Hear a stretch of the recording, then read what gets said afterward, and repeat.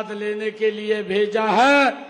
ऐसे हमारे बहुत लोकप्रिय प्रत्याशी सुभाष कलसाणा जी, जोरदार ताड़ियों से भाइयों इनका स्वागत करिए।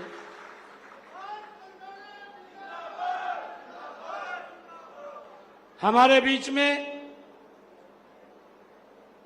हमारे इस लोकसभा क्षेत्र के बहुत ही लोकप्रिय सांसद आदरणीय नवीन जिंदल जी, वो भी सुभाष कलसाणा जी को आशीर्वाद देने के लिए आए हैं। हमारे बीच में हमारे जिला के लोकप्रिय अध्यक्ष सुशील राणा जी, हमारे सरस्वती हेरिटेज बोर्ड के वाइस चेयरमैन धोमन सिंह किरमत जी, भारतीय जनता पार्टी के प्रदेश के मंत्री राहुल राणा जी, प्रदेश कार्यकारिणी की माननीय सदस्या बीवी करतार कौर जी, सैनी सभा के समाज के हमारे प्रधान गुरनाम सैनी जी, किसान मोर्चा के प्रदेश के प्रवक्ता कर्णराज तुर जी, मंडल के अध्यक्ष सर्वजीत कलसाणा जी, शाहबाद मंडल के अध्यक्ष मोलखराज गुंबर जी और हमारे दूसरे मंडल के अध्यक्ष सहदेव मलान जी, जगदीप सांगवान जी, हमारे किसान मोर्चा के जिला के अध्यक्ष, प्रदेश के हमारे प्रवक्ता रविंदर सांगवान जी, सुल्तान सिंह जी अजराना और हमारे सुरेंद्र माजरी जी, अमरजीत डांगी जी, रेखा वाल्मीकि जी, मदन लाल जी, त्रिलोचन सिंह जी हांडा, तिलकराज जी, दर्शन राणा जी, अनिल गोलपुरा जी, रमेश पाल जी, हमारे पार्षद हैं जितेंद्र खैरा जी, जिला प्रधान सरपंच एसोसिएशन गुरबख्श सिंह जी, पुष्पेंद्र कुमार जी और उपस्थित शाहबाद के गांव-गांव से आए हुए मेरे बहुत ईमान और सम्मान के योग सभी मेरे बुजुर्ग और विशेष तौर से इतनी भारी संख्या में मातृशक्ति हमें आशीर्वाद देने के लिए, हमारी पार्टी को आशीर्वाद देने के लिए, कमल के फूल को आशीर्वाद देने के लिए आज यहाँ उपस्थित हुई है। मैं दोनों हाथ जोड़ करके आप सबको राम राम करता हूँ, प्रणाम करता हूँ।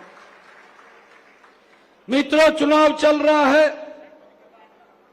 5 अक्टूबर को हरियाणा के इस लोकतंत्र के महापर्व में हम सब ने शामिल होकर के प्रदेश की नई सरकार का गठन करना है।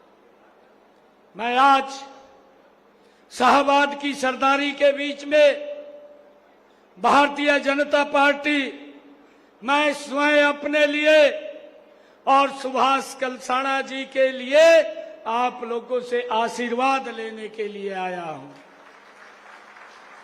भाइयों, हमें पूर्ण विश्वास है जो पिछले 10 वर्षों में हमने हरियाणा प्रदेश को भाइयों एक नई दिशा देने का काम किया है। हमारी डबल इंजन की सरकार ने हरियाणा प्रदेश को विकास की नई ऊंचाइयों के ऊपर पहुंचाने का काम इन 10 वर्षों में किया है। साथियों, आपने मुझे 2019 में यहां पर आशीर्वाद दिया था, उसी के कारण मैं आज आपके सामने और मुझे भारतीय जनता पार्टी आदरणीय नरेंद्र मोदी जी ने हरियाणा प्रदेश की सेवा करने का मौका आपके बीच से ही दिया है। भाइयों, जब मुझे ये जिम्मेवारी मिली 12 मार्च को, 16 मार्च को आचार संहिता लग गई, 6 जून को आचार संहिता हटी। भाइयों, मुझे मात्र 56 दिन का कार्य करने का मौका मिला। और भाइयों, इन 56 दिनों के अंदर आपके भाई, आपके बेटे ने हरियाणा प्रदेश के लिए 126 ऐतिहासिक फैसले लिए, जिसकी चर्चा आज हरियाणा प्रदेश के कोने कोने में है।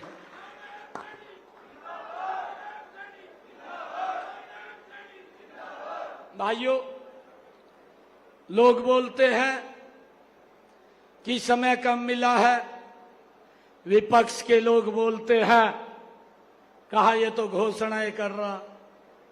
मैंने कहा हुड्डा साहब को, मगर हुड्डा साहब मैं घोषणाएं नहीं कर रहा हूं, मैं गरीब किसान का, गरीब परिवार का बेटा हूं। मुझे मालूम है कि मैंने किस दिशा में चलना है और किस गति से चलना है। भाइयों, मैंने हुड्डा साहब को कहा आप अपने 10 वर्ष के कार्यकाल को मेरे 56 दिन के कार्यकाल से तुलना कर लीजिए। मेरा 56 दिन का कार्यकाल आपके 10 साल के कार्यकाल पे भारी रहेगा। भाइयों, इस प्रकार से गुमराह करते हैं, हिसाब मांगते हुए घूम रहे हैं। भाइयों, जिनके खाते स्वयं खराब हैं वो हमारे हिसाब को लिए फिर रहे हैं। भाइयों, हमने आप लोगों के बीच में बताना चाहूंगा कि मात्र 56 दिन मिले, 100 दिन का मैंने एजेंडा तैयार किया था, अभी 44 दिन का बाकी था। 44 दिन और निर्णय लेने थे, हरियाणा प्रदेश के हित में लेने थे, परंतु चिंता नहीं करनी। 8 तारीख के बाद भारतीय जनता पार्टी बड़े मैंडेट के साथ तीसरी बार सरकार बना रही है और हम उस सारे एजेंडे को भाइयों लागू करेंगे। भाइयों, मुझे खुशी है कि हमने ऐतिहासिक फैसले लिए। हमने ये भी फैसला लिया कि जो हमारे गरीब परिवार, हुड्डा साहब जिनको 100 गज के प्लाट की बात बोल करके चले गए थे, ना कागज दिया ना कब्जा दिया, हमने डेट को तय करके हरियाणा प्रदेश के उन सब लोगों को बुला करके एक समय के अंदर सभी को भाइयों कागज भी और कब्जा भी दिलवाने का काम ये हमारी सरकार ने किया है। और भाइयों, हमने ये भी कहा अगर किसी को प्लॉट नहीं मिला भाइयों रजिस्ट्रेशन करे, उसकी भी मैंने डेट इस 100 दिन के एजेंडे में रखी हुई थी, परंतु आचार संहिता लग गई। 8 तारीख के बाद, 8 अक्टूबर के बाद ऐसे जो लोग जिन्होंने रजिस्ट्रेशन किया है, ऐसे सब लोगों को 100-100 गज का प्लाट दे करके कागज और कब्जा देने का काम ये हमारी सरकार करेगी।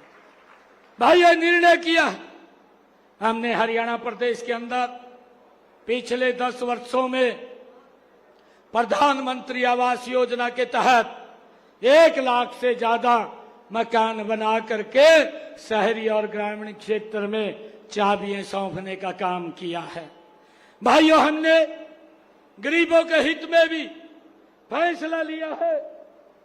हमने ये भी फैसला लिया है कि हमारी जो ऐसी समाज की बेटियां हैं, सरकारी स्कूल में पढ़ती हैं, हमने एक योजना बनाई, मेधावी छात्रवृत्ति योजना।